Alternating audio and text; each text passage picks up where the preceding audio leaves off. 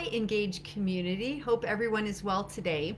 Communication is the root of so many things that go well and so many things that don't go well. When I work with couples in mediation or when I'm coaching them, doing parent coaching, I find that communication seems to be the root of so many things. There are so many areas in our lives that have kind of stuck points, areas where we don't talk about issues that are never brought up, or they're brought up in such a heated way that nothing gets resolved.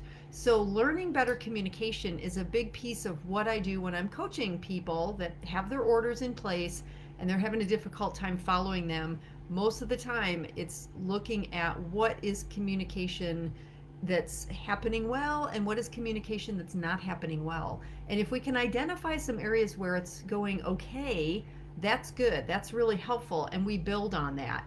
The problem is we tend to look backwards and we tend to look at, you said this, you did this, you should have said this, like all of these things that we look back upon and blame the other person. And words are can be used as weapons. Words can be helpful and words can be dangerous. And words are one of those things that once you put it out there, you can't take it back. The other person has heard what you said, and people hold on to those things, especially those that are nasty and that are demeaning and that don't feel so good. Those are the things that kind of keep resurfacing. What happens when you get in that pattern? Nothing changes. We just keep rehashing and rehashing. We cannot change what the other person said.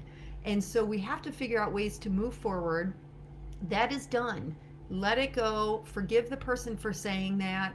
Everyone speaks in moments of anger in these situations where they're just so fired up about whatever the issue is. So look at your own communication patterns. What are areas that you feel like you're doing well? In what areas?